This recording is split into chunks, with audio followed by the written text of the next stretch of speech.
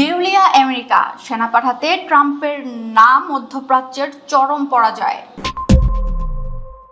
মধ্যপ্রাচ্যের জ্বলন্ত রণাঙ্গনে ইরানের মুহুর্মুহু মিসাইল আর ড্রোনের সামনে আমেরিকার দম্ভ আজ স্রেফ তাসের ঘরের মতো ভেঙে পড়েছে।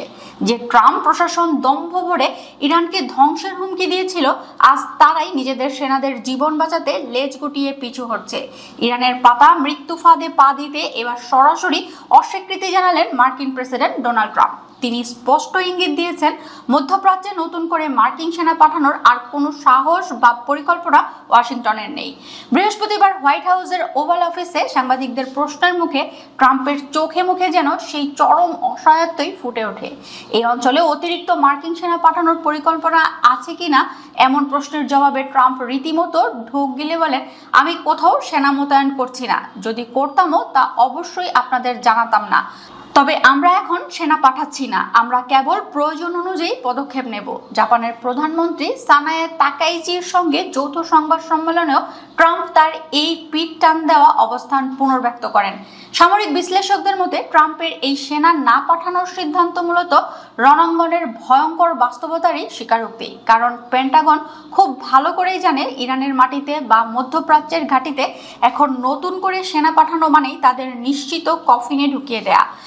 সেনা পাঠাতে ভয় পেল এই যুদ্ধ যে আমেরিকার অর্থনীতিকে ভেতর থেকে ফোকলা করে দিয়েছে তা এখন আর গোপন নেই। পেন্টাগন আনুষ্ঠানিকভাবে স্বীকার করেছে যে ইরানকে ঘিরে চলমান এই উত্তেজনায় তাদের সামরিক ভান্ডার ও বাজেট শূন্যের কোঠায় নেমে এসেছে। এই সংঘাত মোকাবিলায় এখন কংগ্রেসের কাছে বড় অঙ্কের জরুরি তহবিল চেয়ে আক্ষরিক অর্থেই হাত পাততে হচ্ছে পেন্টাগনকে।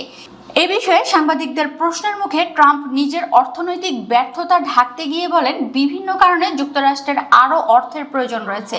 খোদ মার্কিন প্রতিরক্ষা মন্ত্রী পিট হেগসেট সাংবাদিকদের কাছে এই দেউলিয়া দশার কথা স্বীকার করে নিয়েছেন। তিনি জানিয়েছেন, ইরান পরিস্থিতি মোকাবেলায় কংগ্রেসের কাছে অতিরিক্ত অর্থ বরাদ্দ চাওয়া হবে, অর্থাৎ সাধারণ আমেরিকান করদাতাদের কষ্টার্জিত বিলিয়ন বিলিয়ন ডলার এখন মধ্যপ্রাচ্যের আকাশে স্রেফ ধোঁয়ায় উড়িয়ে দেওয়া হচ্ছে।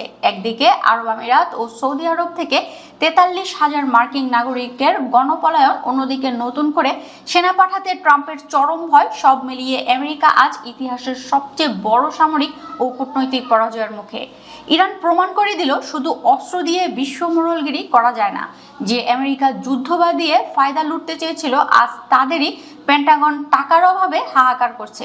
আর সেনা পাঠানোর সাহস হারিয়ে ট্রাম্প আজ বিশ্ববাসীকে চোখে আঙ্গুল দিয়ে দেখিয়ে দিলেন, সাম্রাজ্যবাদীদের দম্ভের পতন ঠিক এভাবেই অত্যন্ত করুণ ও লজ্জাজনক হয়।